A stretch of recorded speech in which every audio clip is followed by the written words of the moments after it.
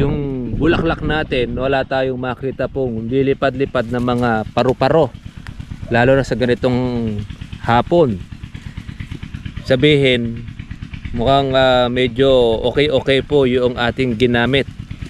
Kaya naman natin nasasabing medyo okay kasi yung po nating ginagawa pagka tayo ay nag-i-spray halos 2 beses sa isang linggo. Ngayon yung isang beses tayong mag-spray at makita natin po yung bulaklak ay malinis, wala po yung hanip na maliliit. Karaniwan mga katribya, kapag ganito pong naglalalamig, amang nagiging problema po ng ating mga ka-farmers, yung po kanila pong bulaklak ay pinapasok na antimano po noong hanip sa loob. Pag pinasok na po yung bulaklak,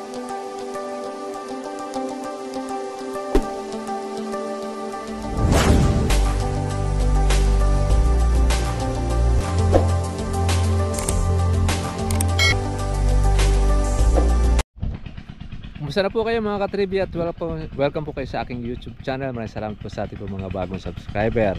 Magandang araw po sa lahat ng ating pong tagapanood at sa ating pong mga ka-farmers po na sumusubaybay po ng ating pong vlog. Mabuhay po kayong lahat. Ngayon ay dito po tayo muli sa ating pong kalamansi na kung saan ay ating inoobserbahan yung ating trial na panibagong organic insecticide para po makita natin po yung talab or yung bisa noong ating ginamit mga katribya.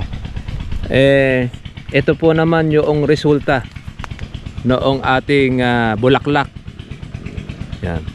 1 linggo mula po nung ating ma-spray po ito ang ating kalamansi na tinatawag natin na organic fertilizer. Ang ganda po mga katribya po ng buka, malinis yung bulaklak po natin. Yan. Sipin ninyo 1 week na hindi po isang beses lang po ang ating pag-i-spray, pero yung bulaklak natin wala tayong makita pong lilipad-lipad na mga paru-paro, lalo na sa ganitong hapon. Sabihin mukhang medyo okay po yung ating ginamit. Kaya naman natin nasasabing medyo okay kasi yung po nating ginagawa pagka tayo ay nag-i-spray halos 2 beses sa isang linggo. Ngayon yung isang beses tayong mag-spray at makita natin po yung bulaklak ay malinis, wala po yung hanip na maliliit.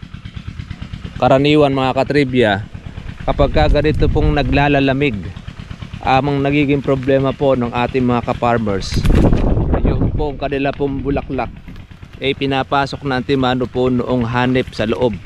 Pag pinasok na po yung bulaklak noong pong mga hanip, hindi po magagawa na makabuka na kagaya po nito. Kung ito mga katribya po ay in-spray natin ng matanghito, yung tinatawag na matanghito, ibig sabihin po yung bumutlig pa lang, yung maliit pa lang po na bulaklak kagaya po niya. Yan po yung tinatawag namin na matanghito. Yung mas maliit pa dyan, in-spray natin siya. Ang ganda po naman ang pagiging buka po ng ating kalamansi. Hindi pa po tayo mga katribya nagpapatubig dito. Wala pa rin naman po tayong abonong ating inilalagay. Pero meron na pong magandang resulta para po doon sa ating bulaklak. Wala po siyang lilipad-lipad po ng mga paru-paro. Pati rin po sa mga bunga at saka yung mga putakte. Ayan o. Hindi po makakabuka to pag po palpak po yung ating gamot. Palatandaan po namin pag po ang gamot po natin na mga katribya po ay mahina ang klase, itong ganito na nagiging kulay brown na. To yung ganitong laki ng bulaklak, yung malapit na bumuka. Iba dyan, hindi na po siya bubuka, malalaglag na kasi meron ng uod po sa pinakaloob. Pero itong ating pong ginamit mga katribya, maganda po ang nakikita po natin dito po sa ating pong bulaklak, malinis. Yan, ang ganda ang bulaklak niya oh. Malalaman pa po natin ito mga katribya pagka po ito ay natagtag na. at naging buko. Ibig sabihin, meron pa po tayong 1 week na hindi pa natin ito i-sprayin. Ganun po katindi po itong gamot na trial natin na 15 days, actually 15 days to 20 days yung testing o yung talab po ng ating pong gamot. Pero siguro mga 15 days muna natin po testingin, kasi baka mamaya nawala po yung bisa ng 15-20 days, masalisihan po tayo ng ating pong mga insekto. Sa nakikita po natin mga katribya, maganda po ang epekto po sa ating bulaklak. Pati na rin po sa bunga. Yung pong mga lumilipad po ng mga putakte, ito putakte na kinakain nito, yung bunga po ng ating kalamansi, nawala. Meron man, pero hindi siya ganun karami kumpara doon sa ating pong dating ginagamit na pang insecticide. Mukhang maganda-ganda po ito mga katribya. Pagka po nag-success, malalaman nyo rin po ang resulta nito sa ating pong mga ka-farmers na under observation pa siya, trial pa. Alam mo nga dati maraming lilibot-libot dito po ng mga katribya po ng mga putakte. Isipin ninyo, yung mga putakte, pag ni-spray natin siya, 3 araw lang wala na po, minsan 2 araw lang nandito na sila uli. Pero dahil buko ganyan mga katribya, kabagsik ang mga putakte. Pati rin po yung mga uod, hindi po magagawa pong iyan ay bumuka pagka po ma-insekto ang kalamansi. Ayan malinis po yung bulaklak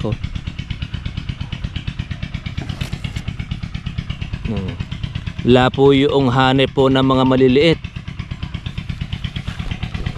Ang gamit pa natin dito mga katribya po yung chargeable, hindi pa po yung power spray.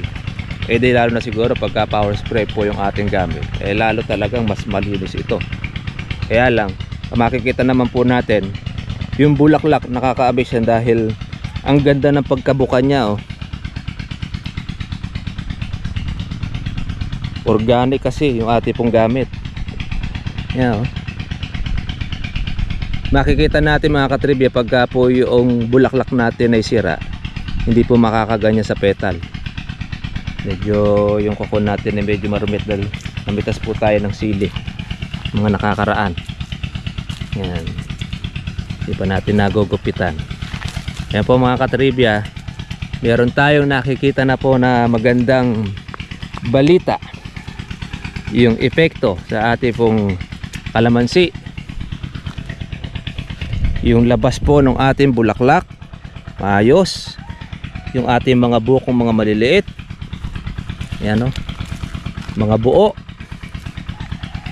Para po tayo mga katribya pong gumamit po noong dati natin ginagamit po na pang insecticide na 2 beses sa 1 linggo pag i-spray. Isipin ninyo, nakaminos po tayo ng trabaho.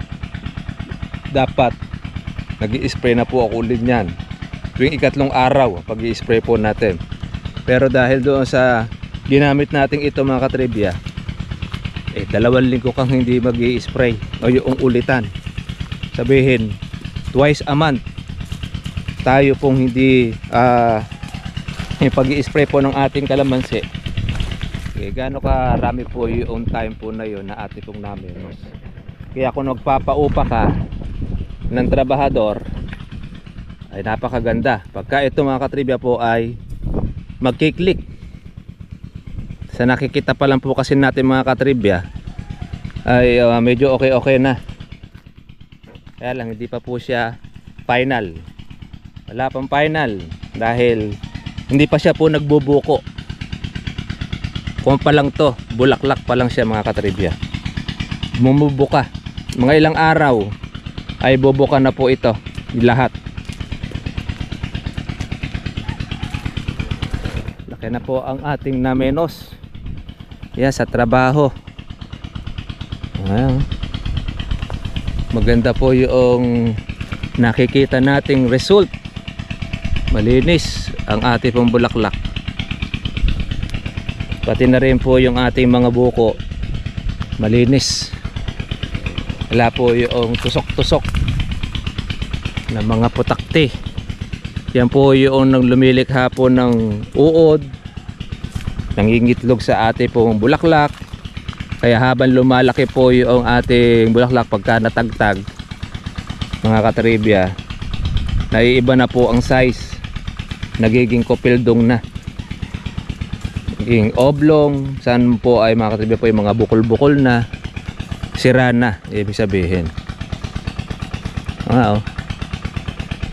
Yung mga putakte, hindi ko po maala po ako masyado po makita rito putakte. Kaya yung ating pong bunga maganda rin pala. Kung ikaw pala mga katribya po ay mag-i-spray nito, kung magdi-delay ka ng bunga at hindi po siya puputaktihin, pwede, dahil tumatagal po siya ng 2 linggo. Kaya lang siyempre, isang linggo pa lang po naman tayo rito, pero doon sa isa nating kalamansi, nakaka 12 days na tayo. Hindi rin natin po siya makita mga katribya po na mayroong mga putakte.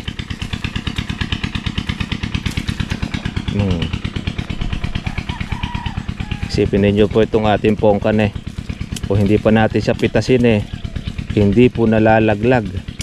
Iba naman na madali nang malaglag dahil sobra na siya sa gulang, sobra na sa hinog.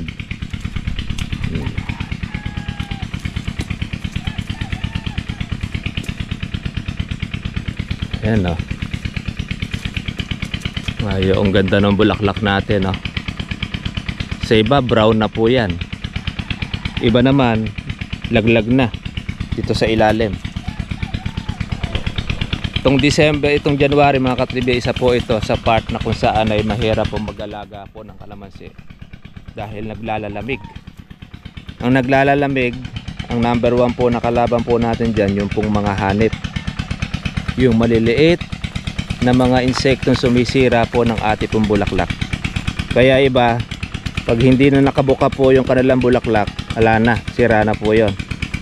Iba naman po mga katribya, kapag halimbawa nakabuka nga siya pero wala naman laman po ang bulaklak, useless din, sira rin po yon.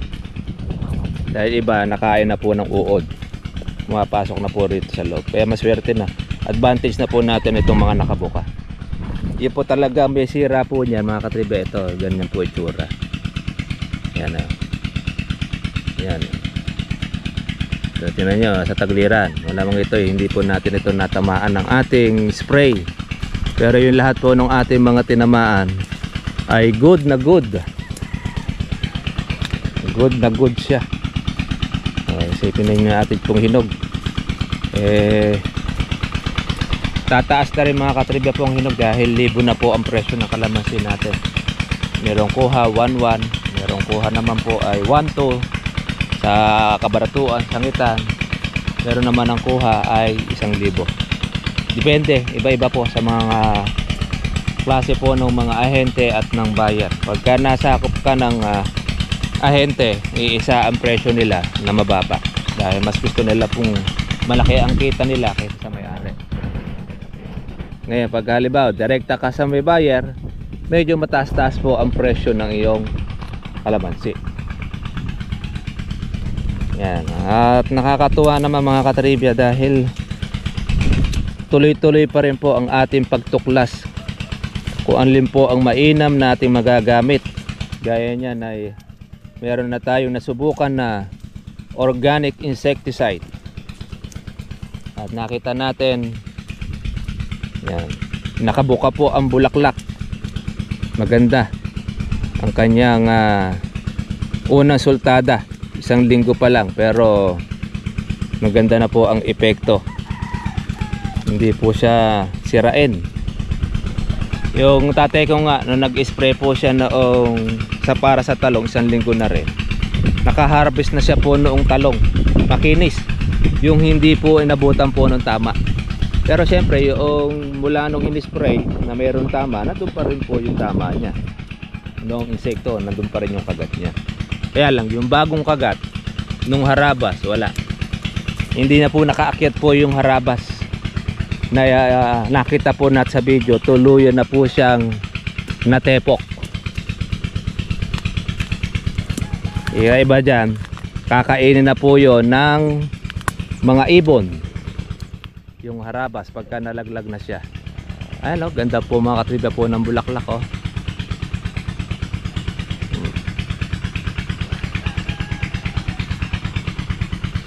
Wala ka po mga katribya po yung mga paro-paro na lumilipad na mga maliliit.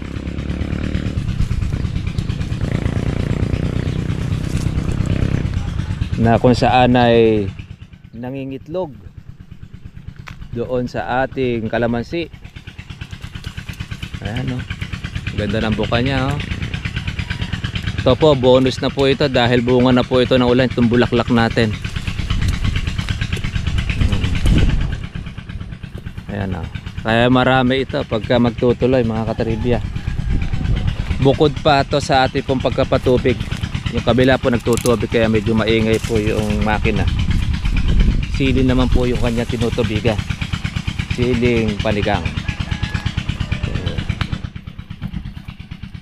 Natanggal po natin po yung mga pongkan na hindi po nalalaglag para po pagtutubig natin, paglalagay natin ng abono, may kapalit na po na bunga or bulaklak. Kaya another batch po yan ng ating alaga.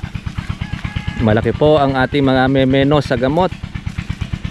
Ay grabe, dito sa amin talaga malaki ginagastos noong ating pang spray o insecticide. Halos ang kinikita ng ating mga farmers sa insecticide lang po na buuwi. Doon lang po siya napupunta. Karoon man po sa kanyang pamilya, konti na lang din dahil nauuwi na po doon sa mga agri-supply. Kaya nga sana po ito ay magtuloy-tuloy. Pag ito yung naging success, ako, sigurado mga katribya, napakagandang mag-alaga ng kalamansi dahil organic na po yung ating abono, organic insecticide pa yung ating gagamitin. Ito naman, bunga po ng organic eh, ayaw po niyang malaglag eh, kaya pinipitas po natin para siya malaglag at palitan po ng bulaklak sa ating pong panibagong pagpapabulaklak. Sigurado pag ito natubigan, mamumuti mga katribya. Siyempre susunungan na rin po natin ng pataba ng ating suki na para magtuloy at lumaki po ang bunga. Kasi pagka marami po kasing bunga ang kalamansi at wala kang pagkain na nilalagay, magiging malnourished ang ating kalamansi.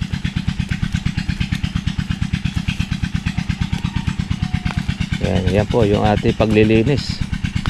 Ako, ito, isipin mo, tagal na po nung hinog na ito, nakaraang taon pa ito eh, hindi matanggal-tanggal. Ngayon lang natin ito tinatanggal-tanggal mga katribya. Iba naman mga nalaglag na. Iba talaga, ayaw talagang maalis. Natutuyo na lang po sa pinaka sanga. Pero kahit na maraming bunga po na dumilaw, yung pamumulaklak niya hindi rin po napigil. Nilabas at nilabasan pa rin po ng bulaklak mga katribya. Yan ang ating mga pongkan. Diba, darating ang panahon kahit ganitong pongkan na ito mawawala na rin dahil naubos na. Sa pansitan mabenta to, lalo na pagka mahal po ang kalamansi. Ayan, oh. Ang ganda ng bulaklak niya, oh. Dami niyan. Sipin ninyo mga katribyang menos tayo sa ating trabaho.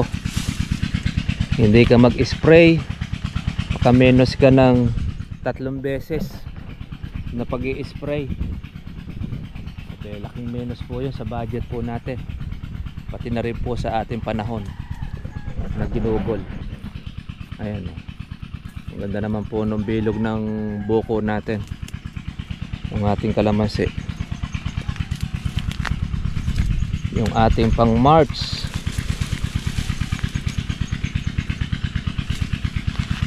Wala po tayong damo dito eh. Pag tubig po niyan, sigurado mabubuhay uli ang ating mga damo. Ay yari naman natin sa kuwan yan, sa ating herbicide. Ito yung ating pipinong gubat. Kinakain ito mga katribya, itong pipinong gubat na ito.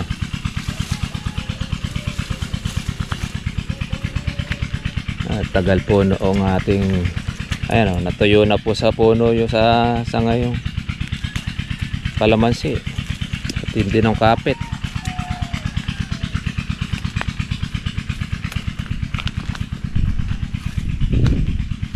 Ayan, kaya pa lumalabas po ng mga bulaklak oh.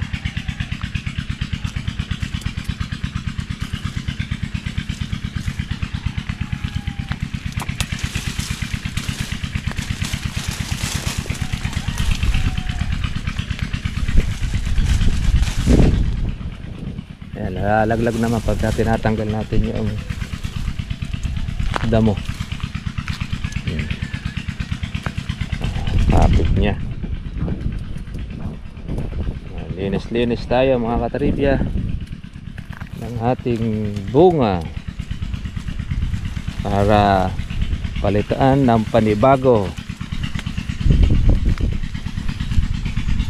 Kaya yung ating kalamansi ay magulang na po ang kanyang dahon.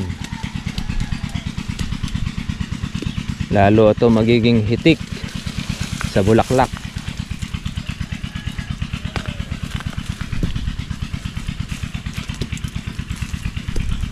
Yan.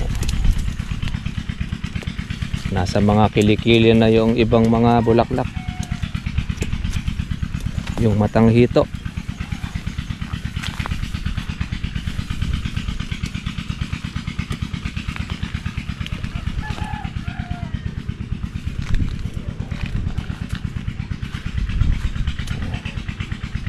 Ating mga pongkan makapit, makakakuha pa naman po tayo ng berde. Kahit mga ilang bag eh, makakuha tayo ng pang-alaga, pang dagdag natin sa ating abono sa kanya.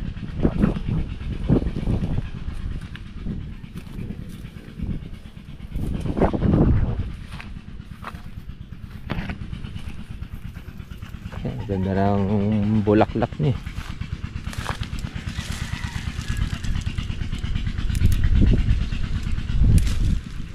Ayan. Bah, nagpatay na yung kapitbahay natin ng makina. Siya ay matatapos na. Ito naman yung kalatata. Ito 2 beses ito ini-spray. Hindi ko alam kung mayroong, ito gamit niya yung dati nilang gamot. Pero meron rin po siyang mga lumilipad-lipad din. Dati kasi noon, weekly mag-spray po sila tatay. Dahil po sa bagsik po ng mga insekto, pilitan silang tuwing ikalawang 2 beses sa isang linggo ang kanilang pag-spray. Sa atin naman, ito, ayan. Ganda. Okay. Okay po yung ating mga bulaklak at bukana. Yan.